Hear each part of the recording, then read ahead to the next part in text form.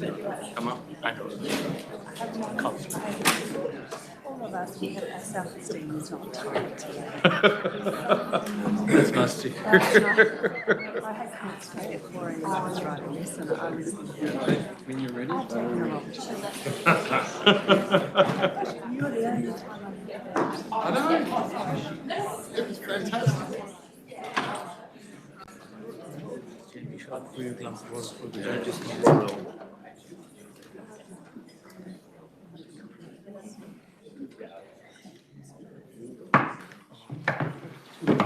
Silence, all stand, remain standing.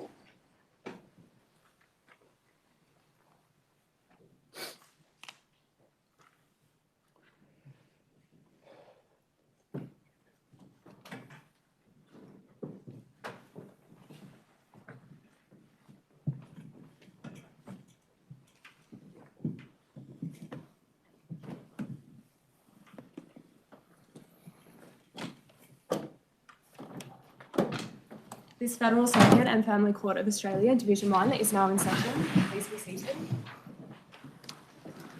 Open court, please. On the occasion of the ceremonial sitting to celebrate the 50th anniversary of the Federal Circuit and Family Court of Australia, Division 1, in Sydney, New South Wales. Mr. Andrew Smith. Mandangua, thank you, Your Honour. I acknowledge the Gadigal people of the Eora Nation whose land we gather today. I acknowledge their elders, past and present. I acknowledge all First Nations and First Nations people who are resident of and or descend from First Nations whose land is within the territories of Australia, and extend the acknowledgement to all Aboriginal and Torres Strait Islanders, peoples of this island continent and their elders, past and present. I acknowledge my First Nations brothers and sisters who are present in this court today, as well as those who are viewing this ceremonial sitting online.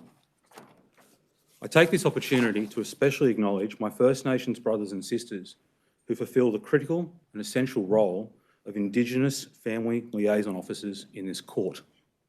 The crucial role that they play in providing cultural support and assistance to those First Nations people who find themselves engaged in proceedings before this court, either as a party or supporting a member of their family as a party, is incapable of exaggeration.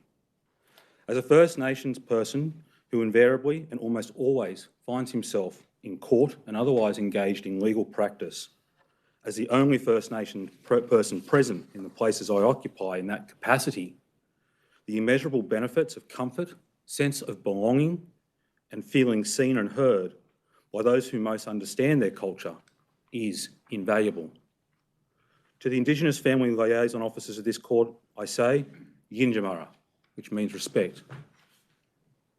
Sovereignty was never ceded, always was, and always will be Aboriginal land. I acknowledge the judges of this honourable court and the plethora of distinguished guests who are present today, whether in person or virtually. I also take this opportunity to extend my gratitude to His Honour, the Chief Justice, for the invitation he extended to me to deliver this acknowledgement of country. That invitation is an example of this court engaging in reframing the view from a window that has arguably been carefully placed to exclude a whole quadrant of the country's historical landscape, and aids the ongoing task of piercing what W.E.H. Stenner described in 1968 as the Great Australian Silence. Today, the court is celebrating its 50th anniversary. Before I yield, I take this opportunity to make a few brief observations. The focus of my observations centre around family and the court's engagement with First Nations people. In contrast to the Voltairean philosophy of the primacy of the individual, which informs, permeates and underpins much of Western thinking, not to mention its laws, First Nations culture is community-centric. In particular, First Nations culture is centred around family and kinship. The white ochre, which adorns my face today, represents my ancestors. The depths of the deep connections of First Nations people to family is best described by many an experience I have had with my elders. In particular, my experiences with my great aunts, who amongst other things, are the knowledge keepers of family and familial connection. By way of example, at one of my brother's weddings, one of my great aunts called out to me, "Bub, come over here." For those familiar with Australian Aboriginal Australian English, Aboriginal English dialect, they will be aware that bub is a common term of endearment. I dutifully walked over to my great aunt, who pointed to the other side of the room and said, "Who dat over there?" Bemused and a bit lost, I scanned the room and I said, "I don't know, Aunt." She replied and said, "Them relations." I smiled and said, "Nah, you gammon, Aunt." She frowned and said, "Nah, take me over there." I did as I was told. Within a few minutes of introducing ourselves and my aunt asking probing questions, she worked out that indeed, these people were related to us via ancestors from Gamilaroi country, who married into the family in the 1840s. I don't know what the Anglo-Celtic moniker would apply to such a person other than maybe a very, very distant cousin. Nevertheless, they are still kin, and on occasion, I still see them. The above occurrence was but one of many. It bears treatment to the depth of the interwoven connectedness of First Nations people to not only their country, but also to each other. For completeness, I ought to observe that the person involved was not related to my brother's husband, whom he married later that day. Which brings me to the role of this court in the lives of First Nations people. With less than 1 in 10 First Nations people in this country financially secure, it is more likely than not the vast majority of this court's engagement with First Nations people is in the parenting and children jurisdiction, and less so with respect to matrimonial property. It does not surprise me, albeit saddens me, that 1 in 15 applications filed in this court involve a First Nations person as a party or a child. One of the crucial roles that this court is charged with is acting in the best interests of children who are before it. Which brings me to the unfortunate past policies which have impacted First Nations people and their children. It was in Wiradjuri country, my people's country, and specifically Dubbo and its surrounds, the land from which my ancestors descend and to which they are forever inextricably linked, that the genesis of part of that difficult past springs. Located outside of the township of Wellington, New South Wales, not far from Dubbo, is the site of what was once the first rural mission established for First Nations people in New South Wales, namely Manuelganai. That mission was established in 1832 by the Anglican Church Mission Society, consistent with the wider royal instructions issued by the Anglican Archdeacon of Sydney in July 1825 to take measures for the civilisation of the black natives of this colony and their conversion to Christianity. The missionaries who resided and oversaw that mission hoped to convert uncorrupted Wiradjuri to Christianity. Reverend William Watson was one of the 3 missionaries who resided at that mission. In pursuit of his aforementioned objective, Reverend Watson began removing Wiradjuri children from their parents under the pretence of protecting and educating the children. The Wiradjuri nicknamed Reverend William Watson Eaglehawk, its English name being the wedged-tail eagle.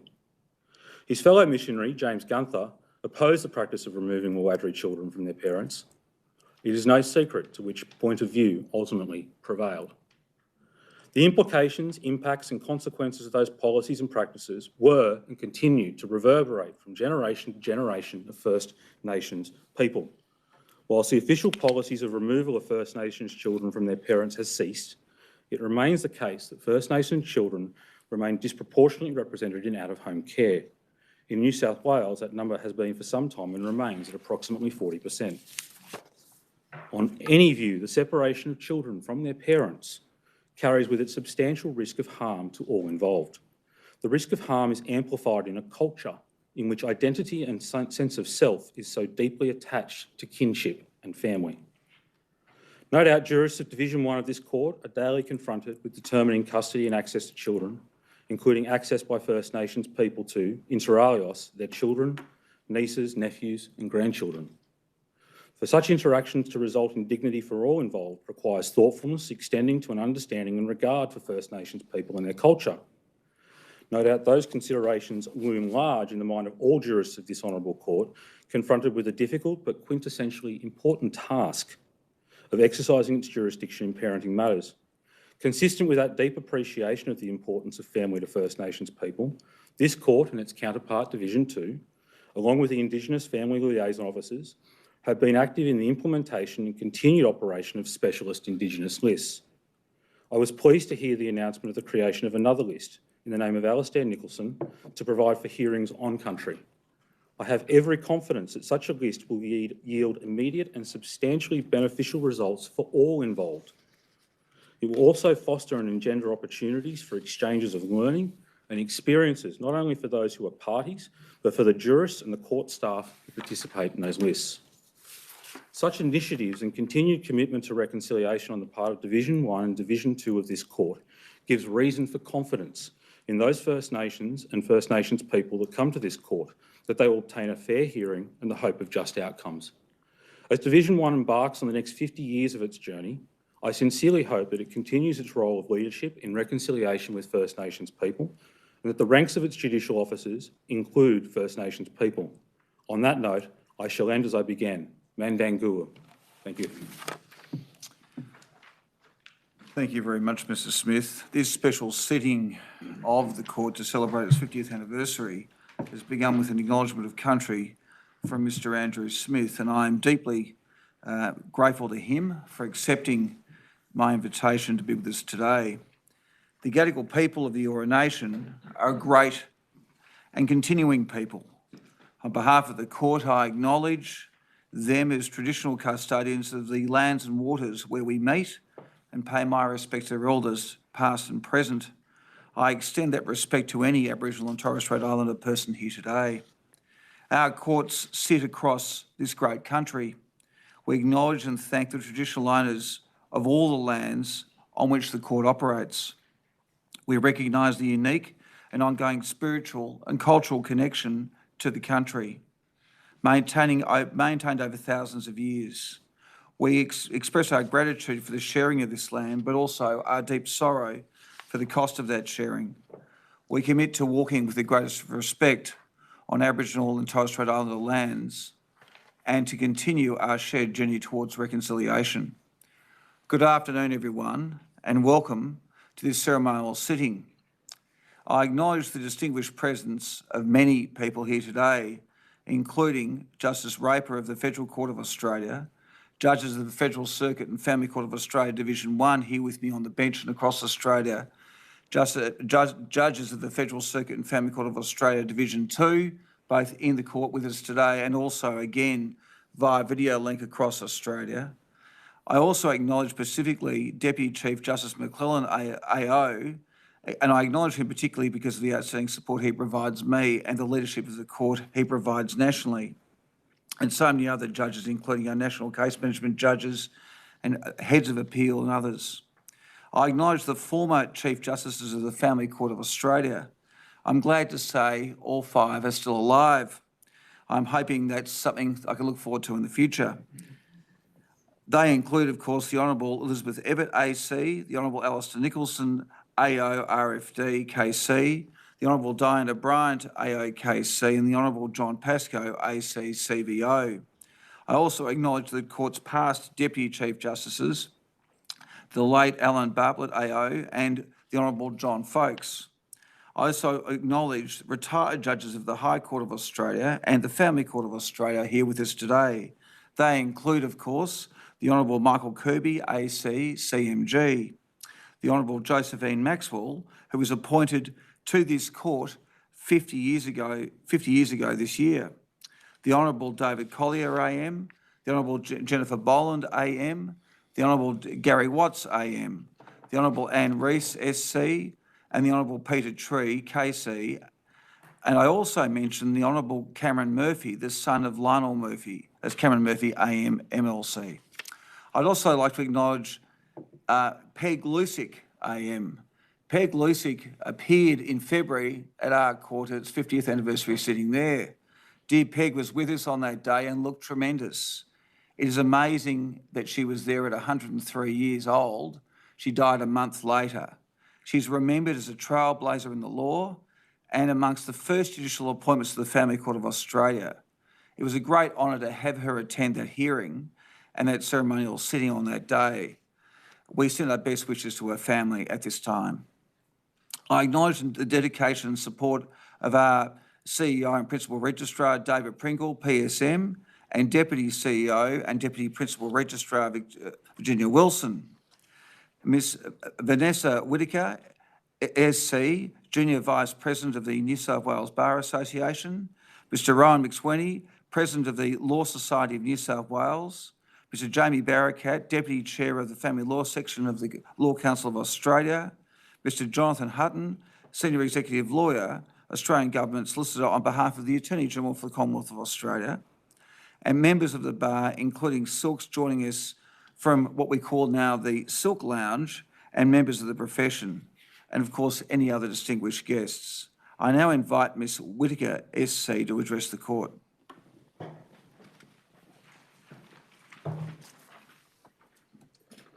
May it please the court. I thank my learned friend first, Mr Smith, for his powerful and generous acknowledgement of country.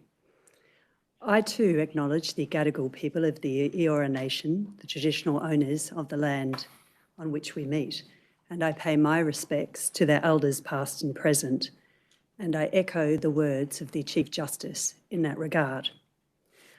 I speak today for the New South Wales Bar to congratulate the Federal Circuit and Family Court of Australia, Division 1, formerly the Family Court of Australia, on its 50th anniversary, which occurred earlier this year. Without a hint of personal bias, a 50-year-old institution is a mature but not antiquated one. It ought to avoid any disquieting middle-age crisis, but appropriately reflect on its significance, its achievements, and the challenges ahead.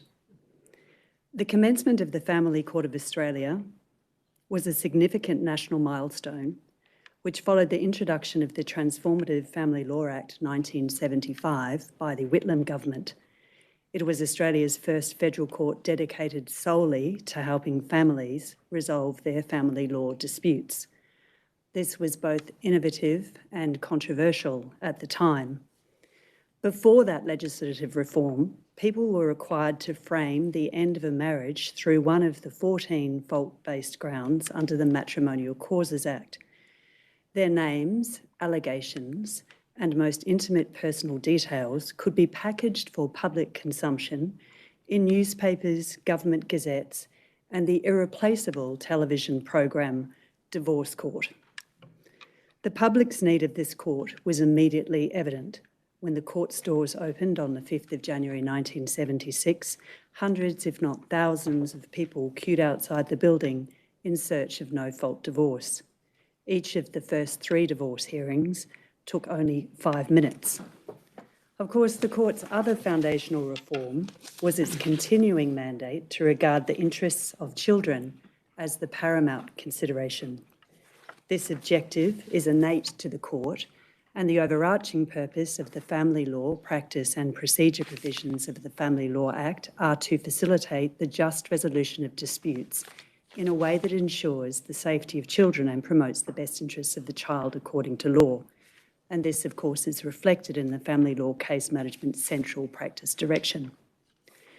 It must have required only a modicum of imagination to appreciate in 1976 that a court directed towards helping fractured families in all their permutations would need to evolve over time to reflect the changes in society and in community expectations about justice.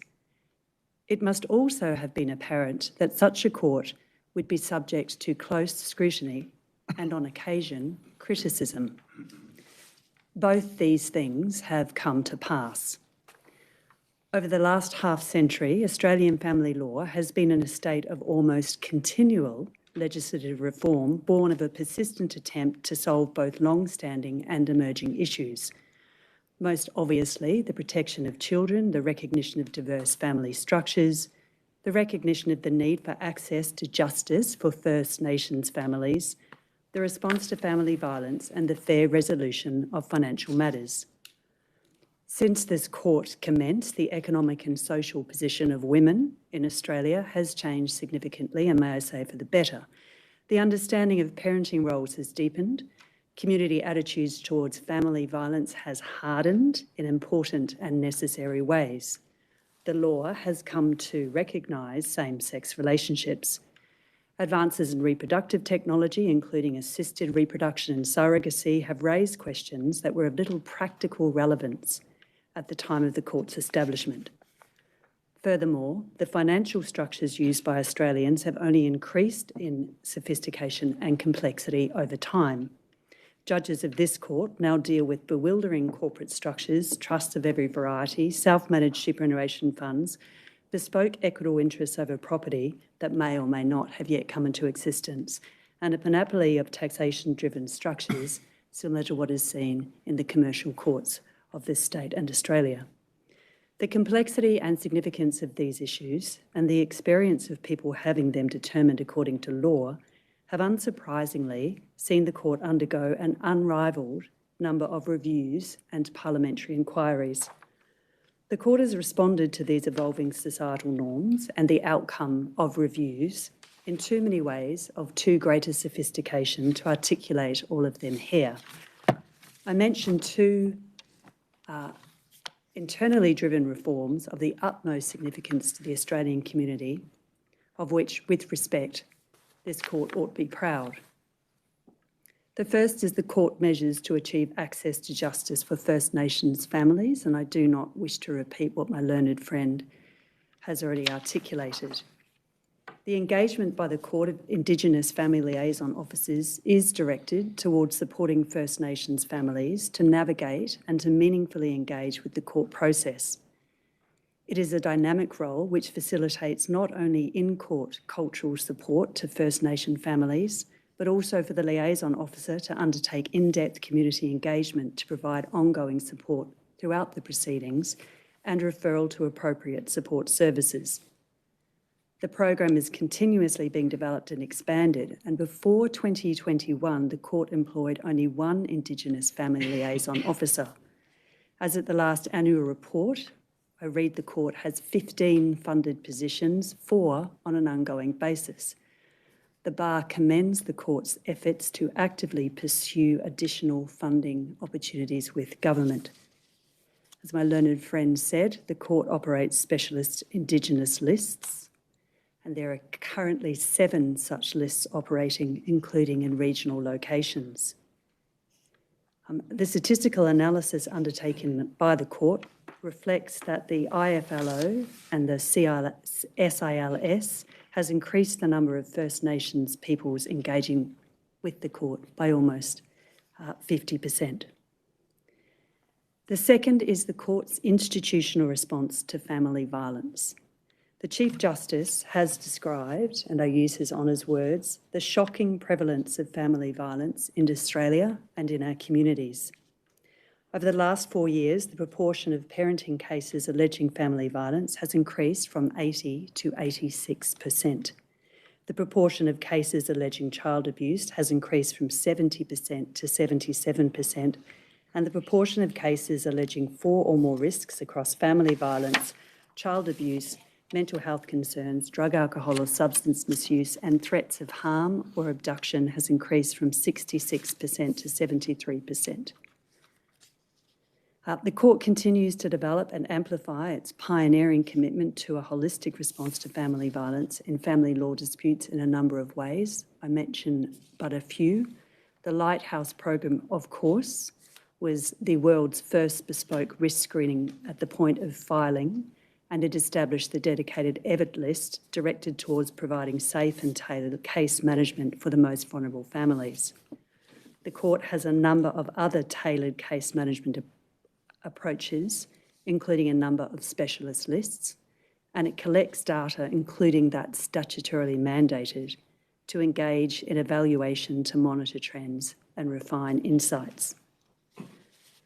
The court has also invested substantial resources to ensure the training undertaken by judges, registrars, court child experts, triage counsellors and staff, as well as the court's procedures and processes, represent best practice in identifying and appropriately responding to risk. The Chief Justice has personally identified the need for positive male role models and last year launched the Family Violence It's Just Not On campaign. Amongst other things, this has produced the rare treasure of celebrity endorsement of a head of jurisdiction. The fact that the Chief Justice of this court has been so moved brings to my mind the recent statement on judicial wellbeing by the Chief Justice of New South Wales, the Honourable Andrew Bell AC, which was issued on the United Nations International Day for Judicial Wellbeing, being the 25th of July of 2026. His Honour drew attention to the immense volume of work undertaken by the state's judiciary and the personal and institutional importance of judicial wellbeing, and the same analysis applies to this court. Even a light reading of this court's annual report reveals the workload of judicial officers in this court, and for the layers of people who support and work with those judicial officers to be mammoth. From 2024 to 2025, over 100,000 first instance applications were filed across both courts. The court achieved an 100% clearance rate of interim orders and a 99% clearance rate of final orders. Just shy of 50,000 divorces were finalised. The nature of the work undertaken by the court is reflected in the fact that 82% of parenting cases were mandatorily referred to child welfare agencies. It is also reflected in the fact that the statute mandates that judges of this division must be suitable to deal with family law matters by reason of their knowledge, skill, experience and aptitude, with an express legislative emphasis on suitability to handle matters involving family violence.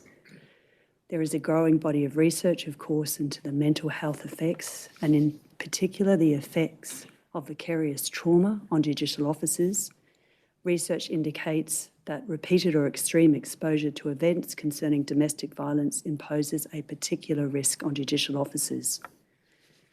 Over the last 5 decades, this court, led by its 5 outstanding successive Chief Justices, have determined a relentless volume of such matters. It is impossible that the people who work in this court have achieved this without a personal toll. And at this juncture, on behalf of the Bar, I pay tribute to the Honourable David Opis and Miss Pearl Watson, who lost their lives in the course of the violence targeting this court in the early 1980s. The people who chose to accept an appointment to this court have all chosen to do something noble. The pressures they face are all born of the importance of the work they do. It is difficult work that is critical to the functioning and well-being of our society and the rule of law. The people who come before the court and the public at large are rewarded by your diligence, application and expertise. The rewards enjoyed by society are, we hope, mirrored by the rewards and personal enrichment of the members and staff of the court that they receive from performing that important work. On behalf of the New South Wales Bar, I express gratitude to all those who have served as judicial officers of this court, along with those who have worked with the court in other capacities and those who support them for their extraordinary public service. And I congratulate the court on reaching this significant milestone. Please. Thank you very much, Ms Whittaker. Mr McSweeney.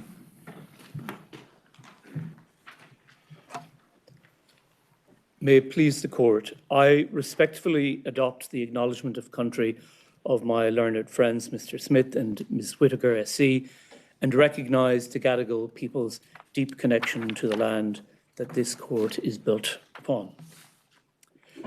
Thank you, Chief Justice, for your invitation to speak today.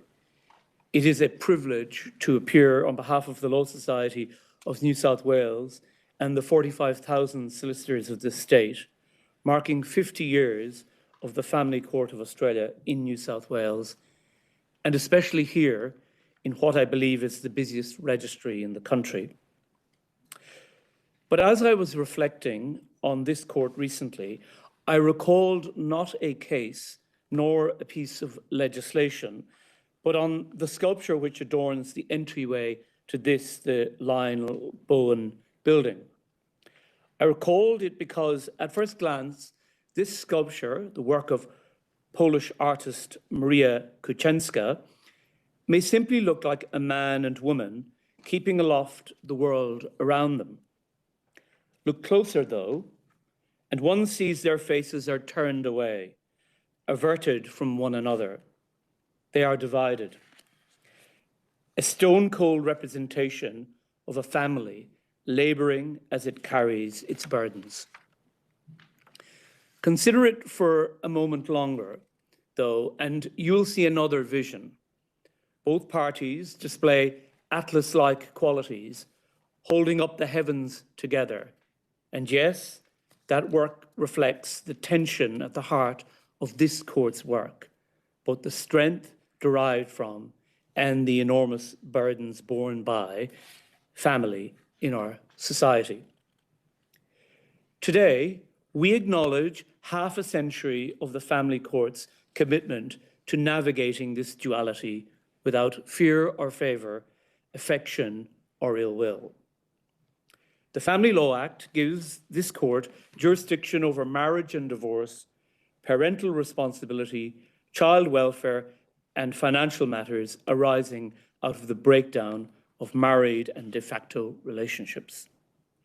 It is seen, too, in the very principles to be applied by courts in section 43(1)(b) of the Family Law Act itself, and I quote, giving the widest possible protection and assistance to the family as the natural and fundamental group unit of society, particularly while it is responsible for the care and education of dependent children. But here today, even for solicitors who practice in this fundamental jurisdiction, it is so easy to forget our own history. The removal of the requirement to show fault in divorce proceedings 50 years ago was indeed visionary. And this family court's genesis was nothing short of jurisdictionally revolutionary in the best manner possible. From 1857, when a rudimentary form of divorce law was first introduced from the United Kingdom to Australia, until 1975, easily within living memory, fault had to be shown, and large parts of family law had been the occupation of other courts, other areas of law, and other ways of thinking. But one fact remains as true then as now, and true in any home across New South Wales. The breakdown of a family is deeply fraught. It is invariably incredibly hard.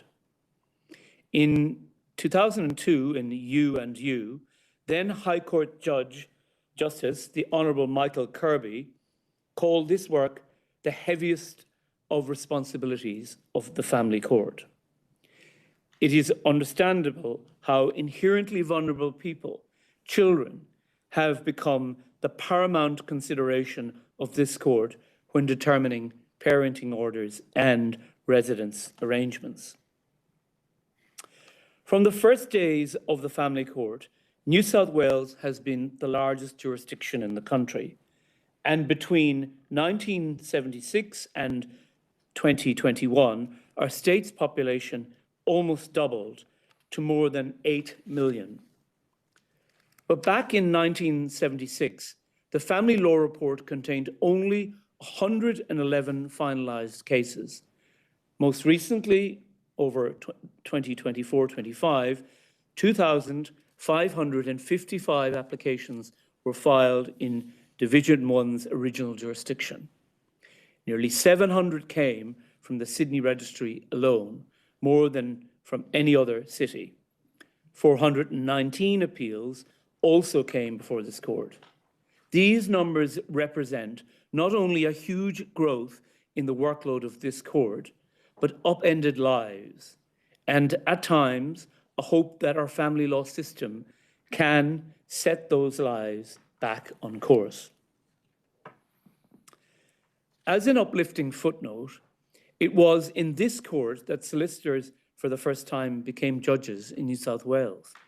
Josephine Maxwell and Bryce Ross Jones were sworn into this court in June 1976. But whatever the provenance of judges, it is fair to say their decisions have shaped people's relationships and their lives. And so it is that against this backdrop, that this court has always sought to achieve the best outcomes for litigants. Guided by the well-being of children, the court's innovations over the years have sought to protect vulnerable parties within families. My colleague Tanya Wolff, President of the Law Council of Australia, for example, recently highlighted the Lighthouse Initiative, the Evatt List and Magellan List as ways that this court is working to identify risks and minimise harm to children. And last year, I can happily say that the Law Society was honoured to sponsor the addition of 3 Labradors to the Court Dogs programme by helping to make people feel calmer and safer. Lani, Sonny and Molly have improved the court experience for vulnerable participants, particularly children.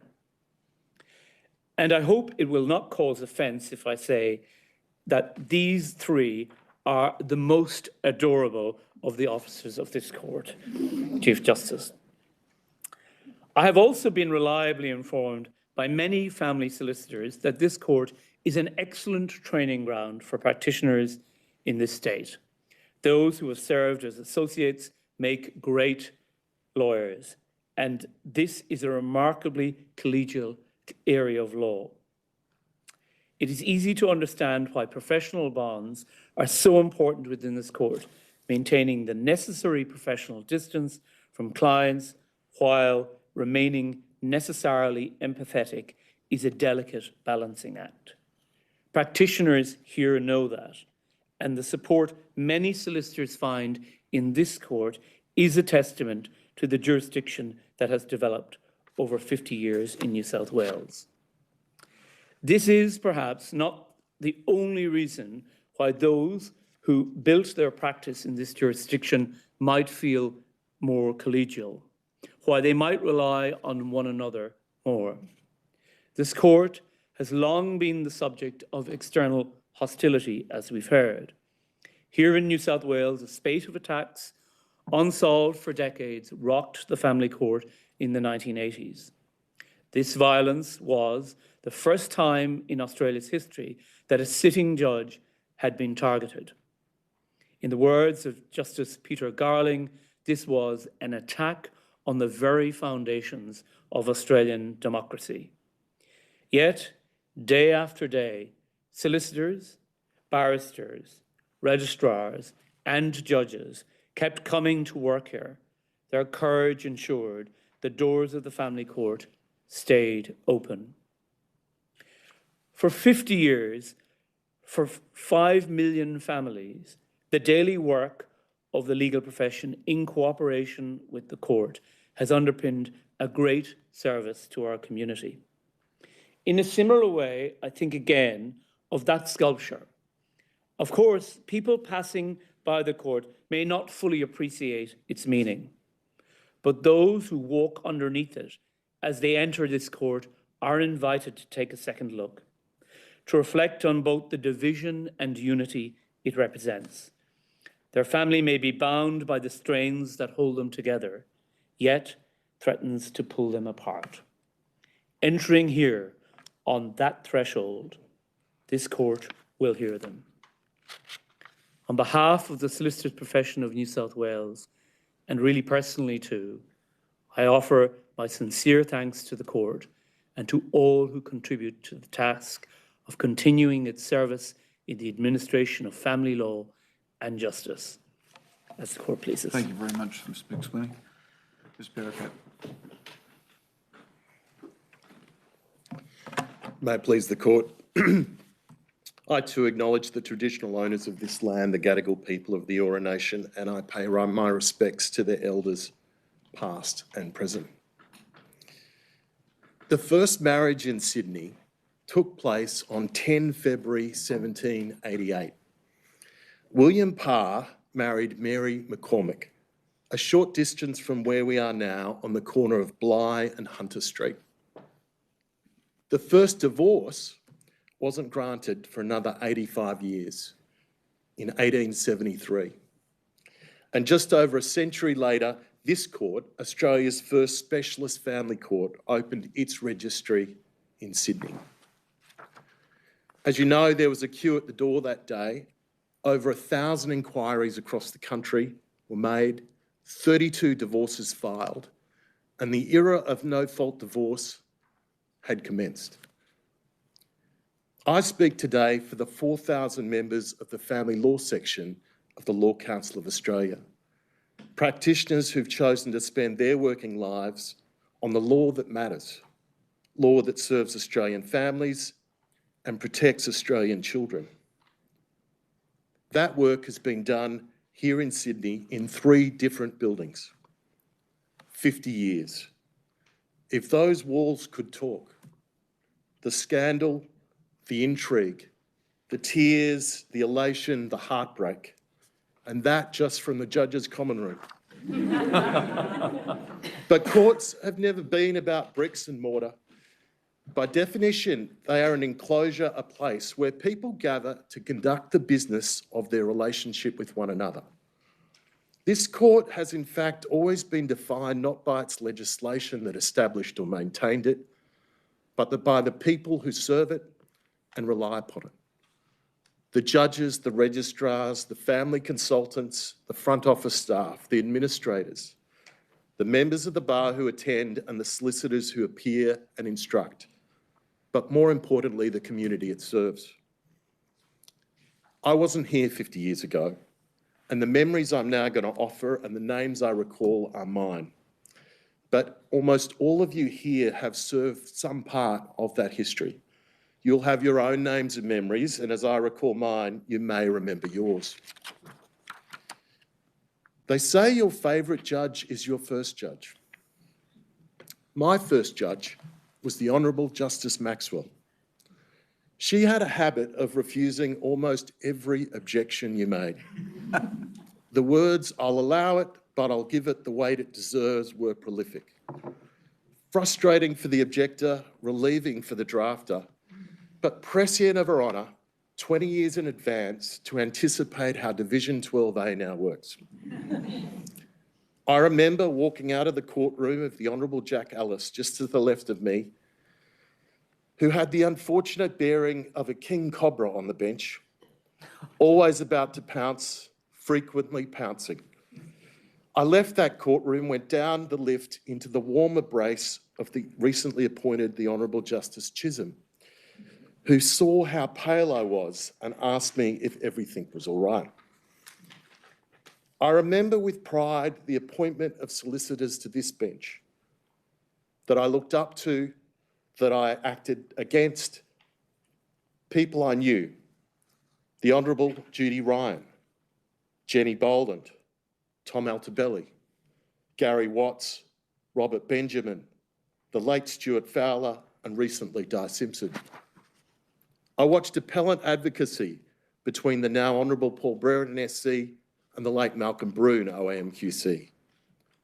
I was in awe of the talented legal aid advocates who did difficult work like Eva Karagiannis and the now Honourable Elizabeth Boyle.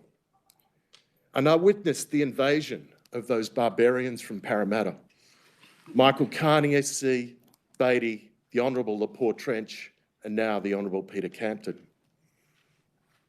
I lost colleagues too early.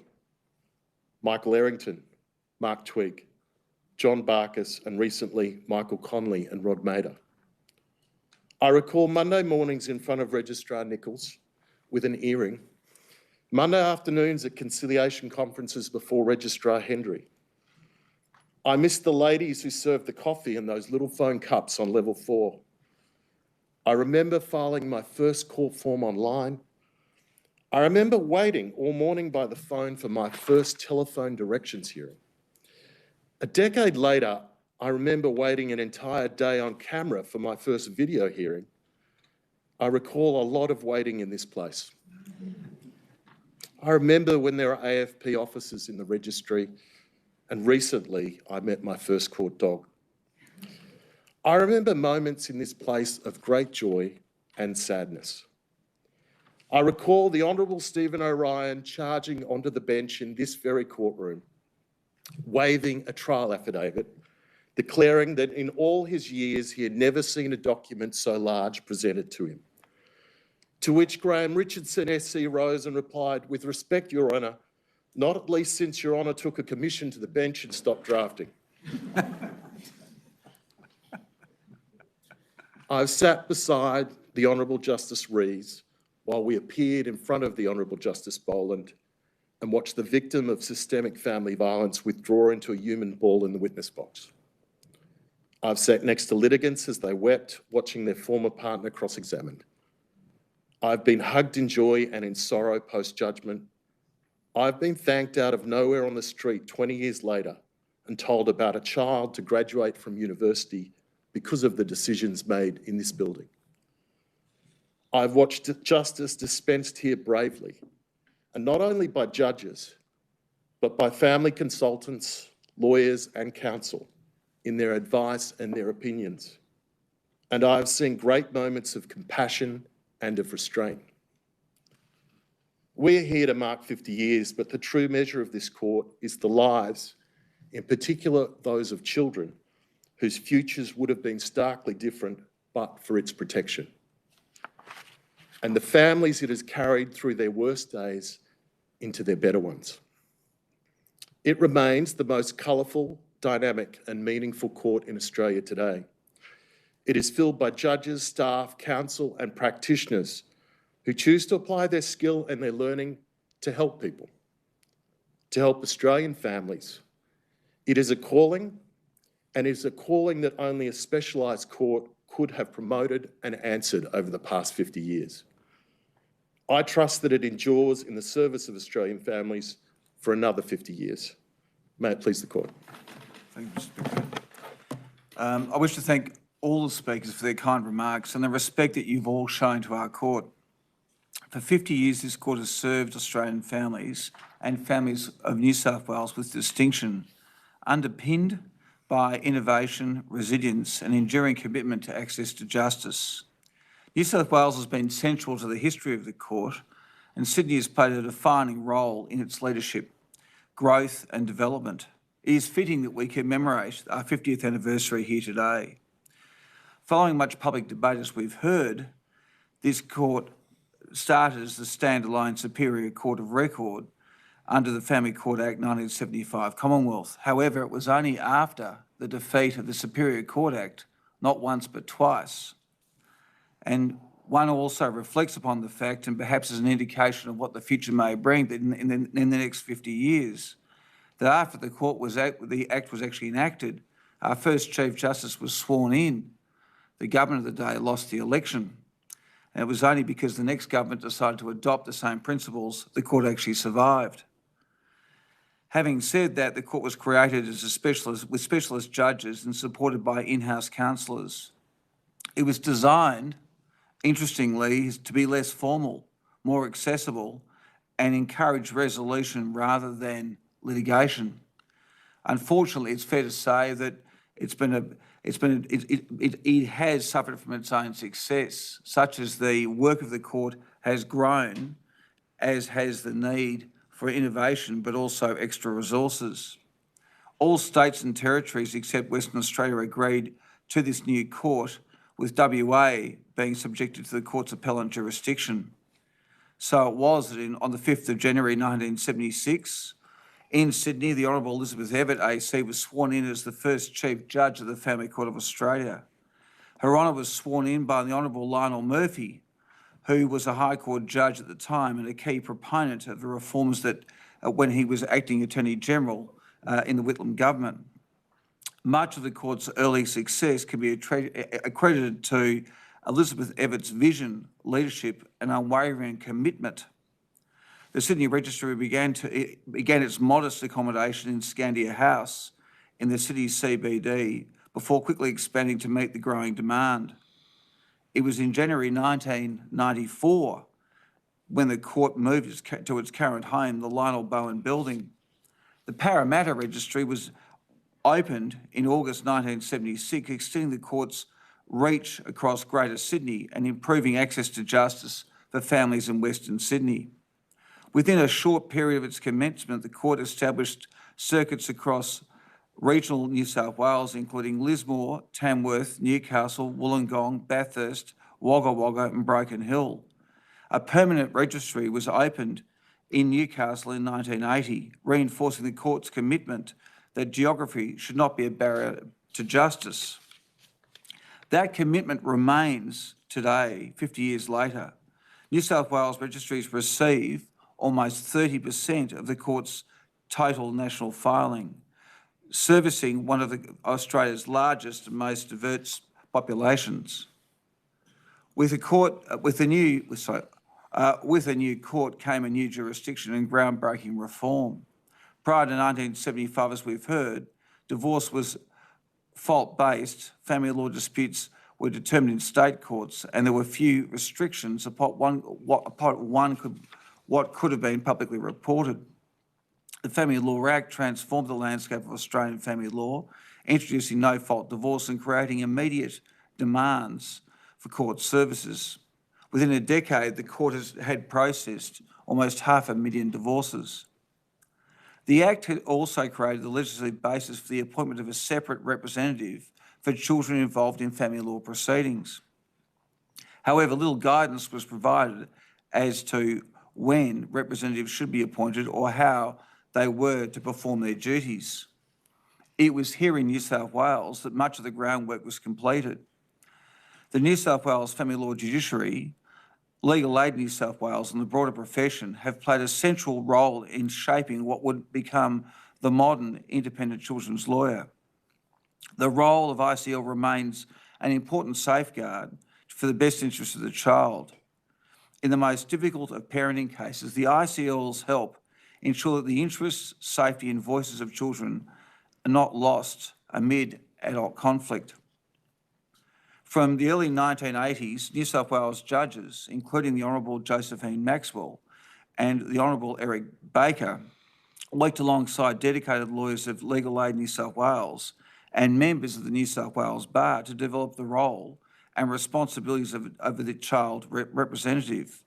Many practitioners involved in that work included future members of this court who were among leading figures in Legal Aid New South Wales and the profession at the time, including the Honourable Judy Ryan, the Honourable Anne Rees and the Honourable Anne Ainslie Wallace. Through their leadership, a framework emerged for the training, support and development of separate representatives for children, helping establish the specialist expertise now expected of all ICLs. Yet, as we celebrate that achievement, we must recognise that its future cannot be taken for granted. ICLs remain a vital safeguard for children involved in complex family law disputes.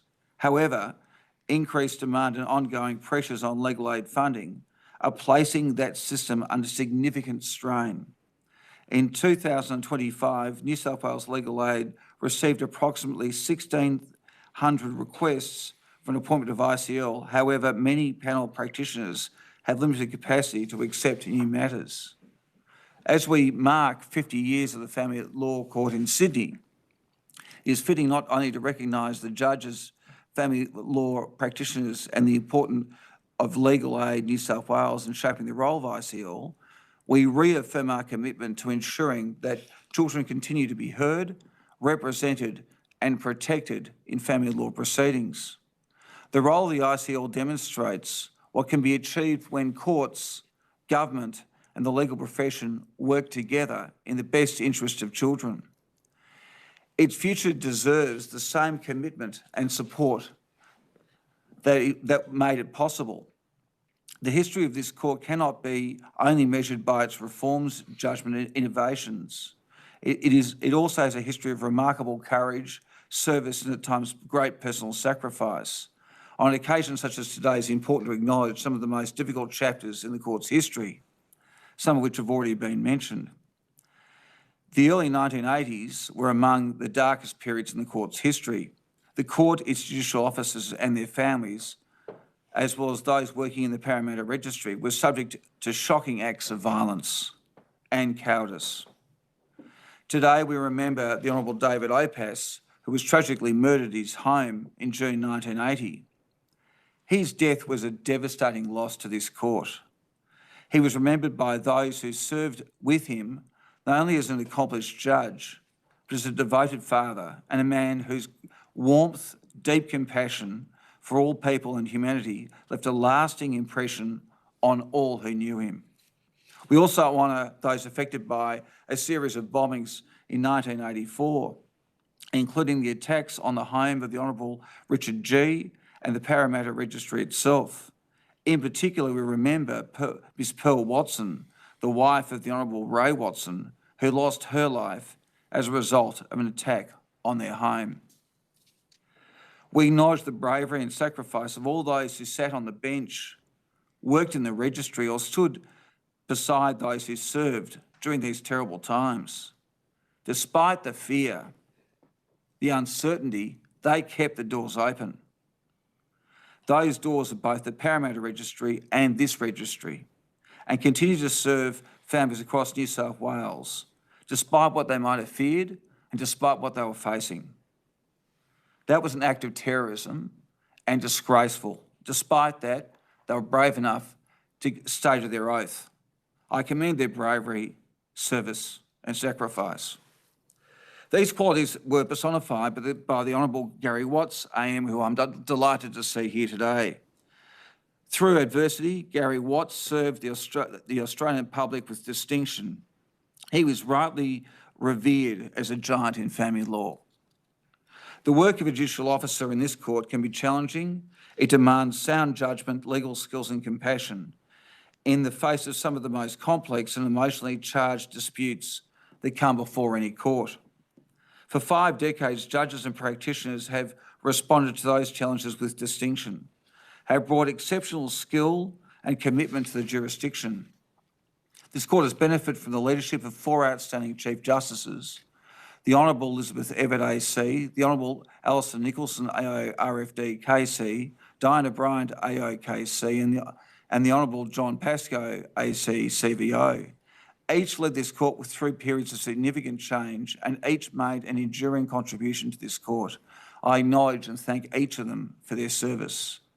I also wish to extend that gratitude to judicial colleagues past and present and their families for their commitment to an institution that is so fundamental to Australian society. Over the last 50 years, family law has evolved into a sophisticated area of law, requiring understanding in so many different areas and overlapping in so many areas, including commercial and corporate law, bankruptcy, family violence, child protection, equity, trusts, taxation, and the intersection of state and legislative reforms.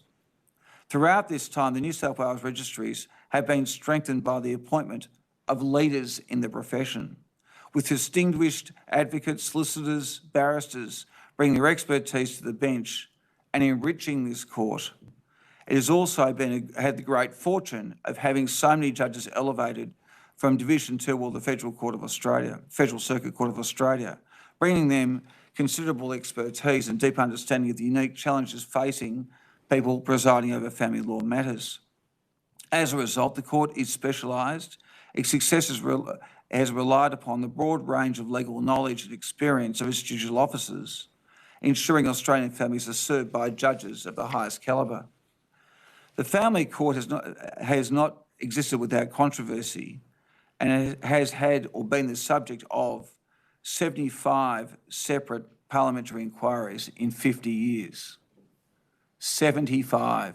Can you imagine if those resources have been put towards legal aid instead? Throughout that scrutiny, the court has demonstrated its value, its resilience, and its willingness to be introspective and adapt as necessary, including accepting criticism, as hard as that is to do at certain times. One of the most significant modern reforms came in 2021 with the passing of the Federal Circuit and Family Court of Australia Act 2021. The creation of the FCFCOA Division 1 and FCFCOA Division 2, effectively rebranding 2 separate courts, saw a more unified family law system, introducing a common case management framework, rules, forms and procedures. Those reforms have allowed the court to focus on the more complex matters, while seeing significant improvements in case disposition time, reducing delays to trial and halving time for appeals. Yet, with the structure and processes that have changed, the court's core purpose has remained constant. Over the last 5 decades, the court has maintained a specialist skill set in ensuring the safety of litigants and children in the most difficult of circumstances, and continues to dedicate itself to ensuring access to justice and being innovative in responding to the needs of Australian families. For instance, the critical incident list provides fast-tracked outcomes for families struck by tragedy, and the EVIT list offers specialist case management for matters involving family violence and heightened risk. All court has also continued to advance access to justice through a specialist Indigenous list and the work of Indigenous family liaison officers, as we've heard from Mr Smith, and I have to say I'm proud of each and every one of them. Here in New South Wales, we've also seen the benefit of the National Court Dog Program, and as mentioned, our rock stars Lani, Molly and Sunny providing support to litigants during the most difficult times in people's lives have been extraordinary. I thank the New South Wales Law Society for their incredible support and generosity and leadership in that regard. I've had the benefit of swearing in over 100 judges in this court, of swearing in over 180 registrars, swearing in many other important people in this court. You swear in one dog and you get the most remarkable support. They make you feel fantastic, but also the effect they have on litigants is quite extraordinary. Can I say recently, I've had the interesting situation of having a litigant in court in the last couple of days who's been highly traumatised, giving evidence, and having our court dog in Melbourne sitting in the witness box with her. She would simply not have been able to do so had it not been for that dog. We also had recently a young boy, and there was an allegation of serious sexual violence by a family member. That boy could not recount what occurred to him. The court child expert inquired whether the court dog was available.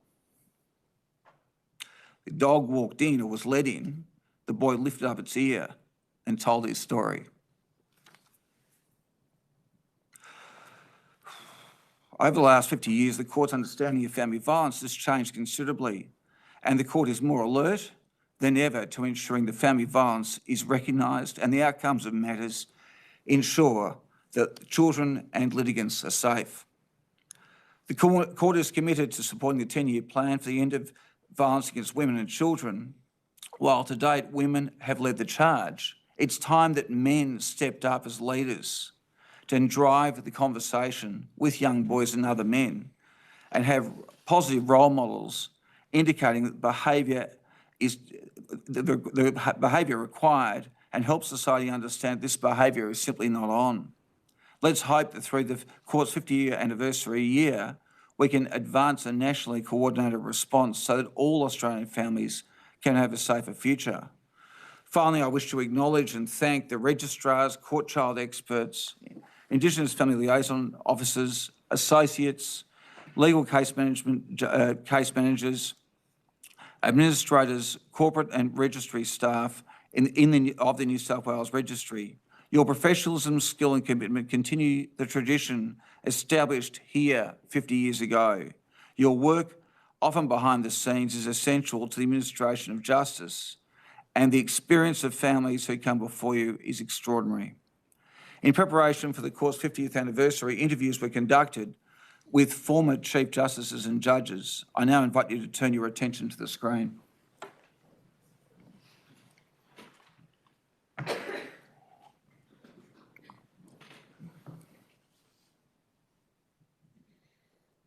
The Constitution of Australia has always given the Federal Parliament jurisdiction in, and I'll quote, marriage, and secondly, divorce and matrimonial causes, and in relation thereto, parental rights and the custody and guardianship of infants. The family court opened in January 1976, and hundreds of people, if not thousands of people, came to the court. I can remember the queue that went right downstairs, down the fire escape. In the old days, to get divorce, you had to paint the other side black. Then you got a divorce on the ground of desertion or adultery or cruelty or drunkenness. A lot of people had been waiting patiently for the Act to come into force so they could get their divorce. Elizabeth Evatt started this court with very little in terms of resources. They set to in those latter months of 1975 in trying to start a court from nothing. We were a whole lot of like apprentice judges. The Family Law Act over the last 50 years has swung like a pendulum one way or the other, depending upon the ascendancy of the interest groups that are vocal in the community. There were certain elements in the community that were hostile to the family court. There were a lot of protests, the black shirts, the men who were wearing black shirts and intimidating women. And then David Oppas was shot. Leonard Warwick was ultimately convicted of 3 murders, blowing up the court building. A family court is something more than a court. And I think that on any view, it's the fact that this court has had a broader focus that stands out as one of its great successes. The new court includes within its structure a counselling and welfare service.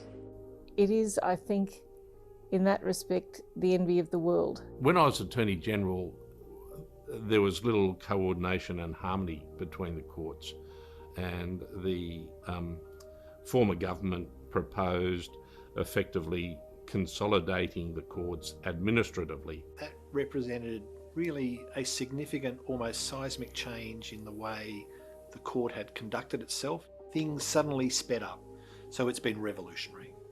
I think it's absolutely vital that people have confidence in the court system. We have to make sure that we give fair and reasonable hearings, that we make sure that people actually are treated with respect. Risk identification has got so much better than it was. We now have to, as a matter of course, examine and have notices of risk in every case when it starts, not down the track. That makes a massive difference to their experience of the court, and we're able to diminish the possibility of them being further traumatised as a result of being in the court system. It's always been very controversial, these courts, because of the very nature of the work we do, the emotive nature of it. And I think the originators of this, I think they'd be really proud of the legacy they've created, but also each and every judge who's in the court at the moment and has been in the court should be really proud of what they've done.